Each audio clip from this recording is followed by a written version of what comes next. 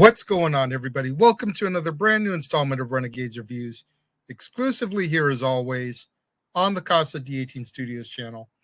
I, of course, am your host, the Renegade JJ Williams, and today we finish up the silent film era of our homage to classic horror films with the second feature starring the Man of a Thousand Faces, Lon Chaney Sr., 1925's The Phantom of the Opera, starring Lon Chaney, Mary Philbin, Norman Carey, Arthur Edmund Carew, Gibson Gowland, John St. Polis, Virginia Pearson, and Snitz Edwards. What's going on, everybody? Thank you for joining me here once again for another brand new installment of Renegades Reviews. And like I said during the introduction, today we close the book on the silent film era. You've made it through the toughest part, because like I've said before, these silent films, although very entertaining, visually stunning, and some of them masterpieces to be beheld, can be boring to modern audiences because there's no dialogue. You really have to focus, and we live in an era of multitasking where we'll put on a movie and kind of pay attention to it, and maybe we'll scroll through our phones and our Facebooks or our Instagrams. But you can't do that with the silent films because you've got to pay attention. You've got to read the print that comes on because there's no dialogue in the films. So we've made it through the hardest part. This is the last one. The second one, starring the man of 1,000 faces, Lon Chaney Sr. Now we'll be seeing his son pop up quite a bit here as we continue on into the Universal Monsters and all the other films we've got coming up. But for now, let's focus on the father and let's focus on the Phantom. And as our film opens, it's the debut of the brand new season at the Paris Opera House with the production of Gounod's Faust. Philippe de Chagny and his brother Raoul de Chagny are in attendance for the show. Now, Raoul is only there with hopes of hearing his sweetheart, Christine, sing, as Christine has made a sudden rise from the chorus to the understudy of Carlotta, the prima donna. Raoul visits her in her dressing room during an intermission in the performance, and makes his intentions known that he wishes for Christine to resign and marry him. Christine refuses, though, to let their relationship get in the way of her career. At the height of the most prosperous season in the opera's history, the management suddenly resigns. As they leave, they tell the new managers of the opera ghost, a phantom who is the occupant of box number 5, as well as other things. The new managers laugh it off as a joke, but the old management leaves, troubled. After the performance, the ballerinas are disturbed by the sight of a mysterious man in a fez prowling down in the cellars, and they wonder if he is the Phantom. Meanwhile, Carlotta, the prima donna, has received a letter from the Phantom demanding that Christine sing the role of Marguerite the following night, threatening dire consequences if his demands are not met.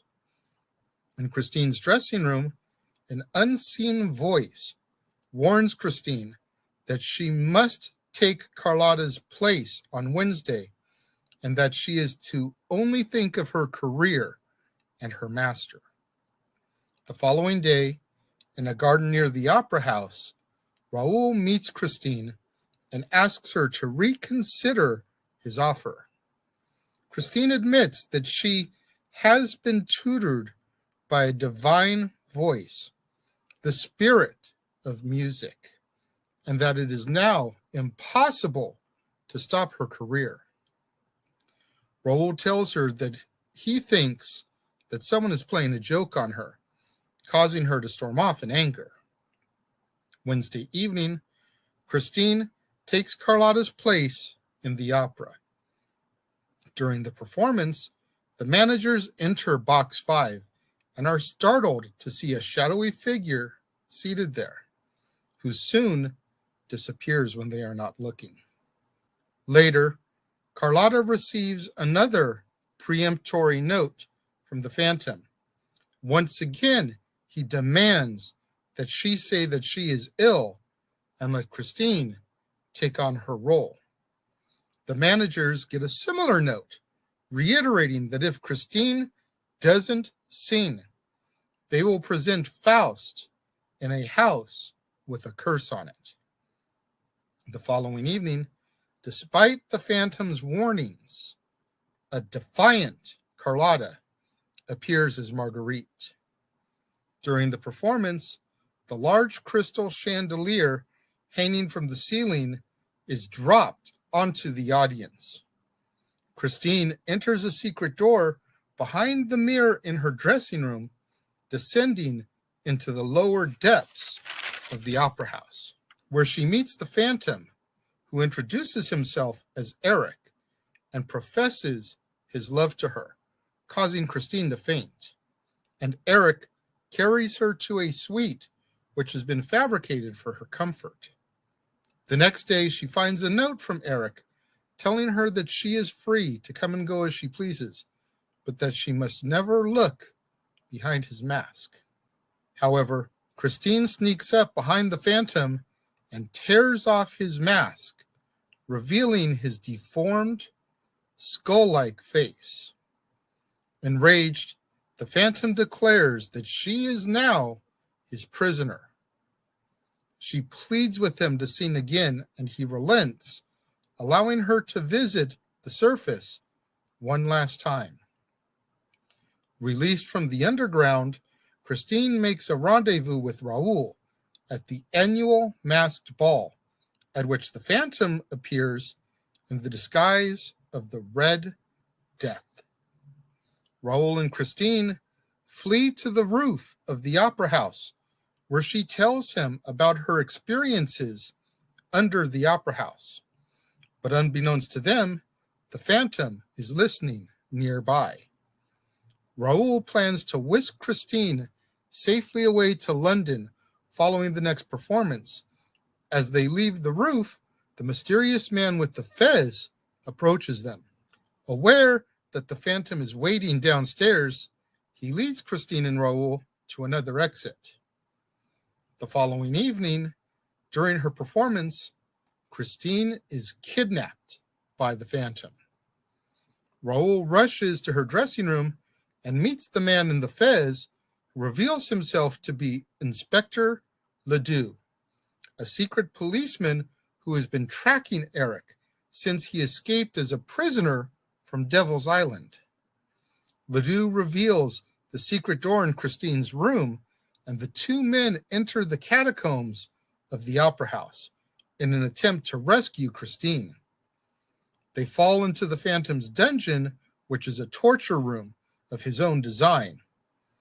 Philippe is drowned by Eric, who returns to find the other two men in the torture chamber.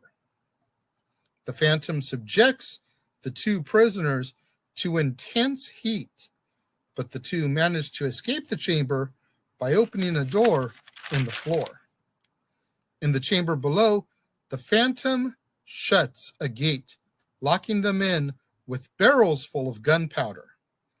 Christine begs the Phantom to save Raoul, promising him anything in return, even going as far as to become his wife. At the last second, the Phantom opens a trap door in his floor through which Raoul and Ledoux are saved.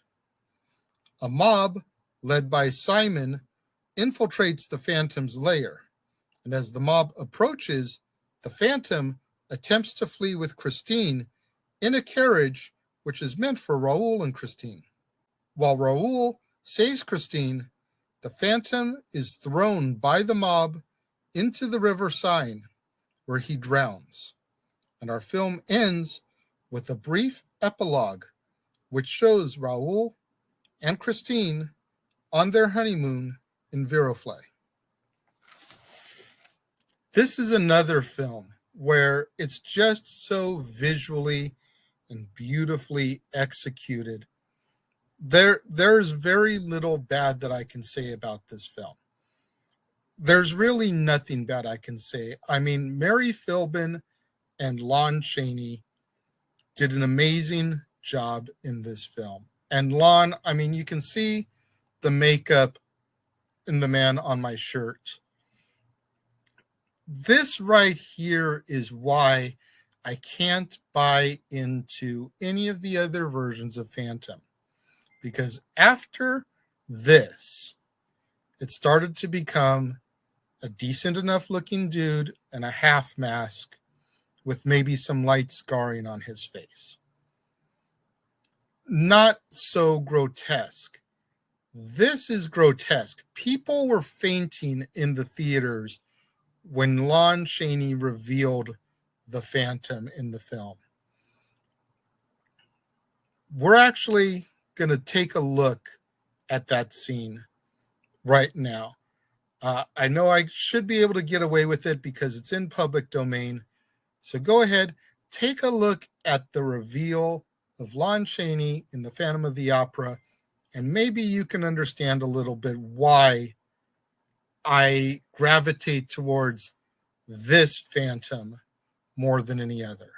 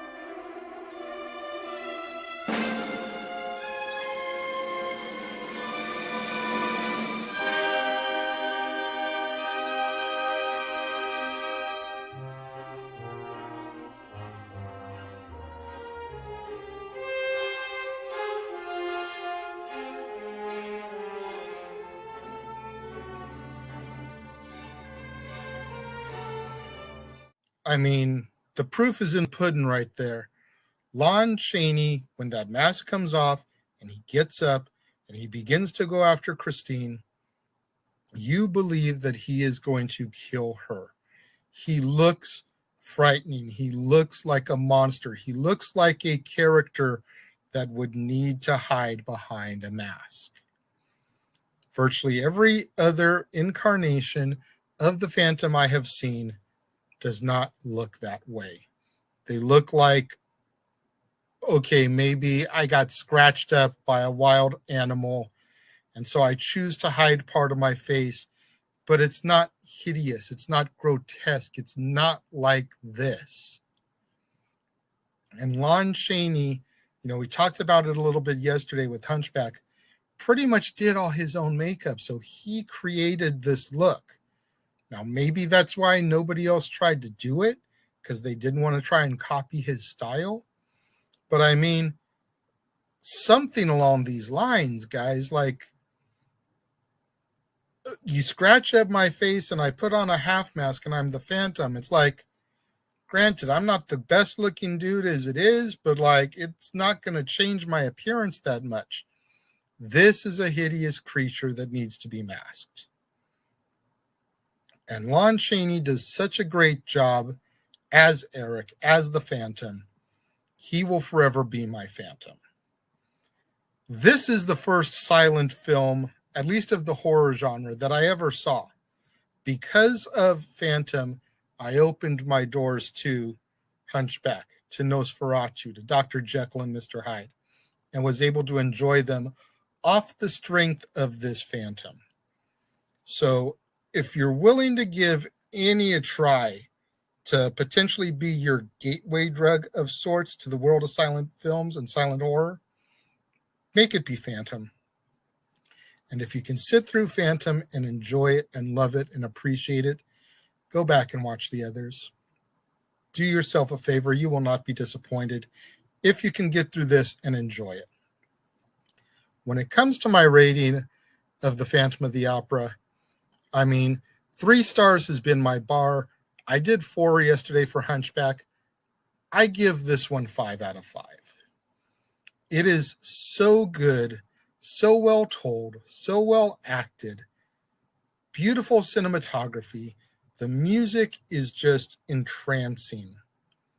5 out of 5 stars, no question when it comes to the Phantom of the Opera. What do you guys think out there watching the show, listening on Audible? Those of you that have seen it, let me know what you think. If you're watching the premiere, leave your thoughts and comments over here. If you're watching on demand later in the day, leave your thoughts and comments down here. Whatever you do, though, when you get out there on social media, let's try to get those hashtags trending. Hashtag Casa D18 Studios, hashtag Renegades Reviews, hashtag Renegade Returns, and of course, the ever popular hashtag Shenanigans. We interrupt this episode of Renegades Reviews for an important announcement about merchandising. Merchandising? What's that? Merchandising. Come, I'll show you. Merchandising, where the real money's made. Make sure you go over to teespring.com/stores/Jeff Meacham Network for all the t-shirts you see here from the West Coast professor, Jeff Meacham himself. You can get shirts for the Jeff Meacham Network, Talk Wrestling, as well as the red and gold Meachamania shirts. And while you're there, don't forget to get your shirts of the Casa D18 Studios Brotherhood, the Dads on Wrestling shirt, the Renegade J.J. Williams, Statboy Sports Bar, and the hashtag Statboy Approved shirt. Make sure you go over to teespring.com/stores/Jeff Meacham Network and score your shirts today. Make sure you guys tune in tomorrow, right back here on the Casa D18 Studios channel for another brand new installment of Renegades Reviews when we enter the world of the Universal Monsters and we take a look at 1931's Dracula, starring Bela Lugosi, Helen Chandler, David Manners, Dwight Fry, and Edward Van Sloan. You're not going to want to miss out tomorrow. Right back here on the Casa D18 Studios channel. Right back here on an all-new Renegades Reviews when we enter the world of the Universal Monsters. To all my loyal fans and viewers out there tuning in today, joining me for the premiere, leaving your thoughts and comments over here, thank you very much. I appreciate each and every one of you. Likewise, to all my loyal fans and viewers out there tuning in a little bit later in the day, watching on demand, leaving your thoughts and comments down here. Thank you very much. I appreciate each and every one of you. I appreciate all my loyal fans and viewers out there tuning in during the day, showing me that love, showing me that support, going back, watching archived episodes of Renegade of Wrestling, Dads on Wrestling, the old Renegades Reviews audio show, trying to help boost up my viewership hours so I can eventually get monetized, make some money out of this endeavor. Thank you to each and every one of you for tuning in today and joining me, and I will see you guys next time.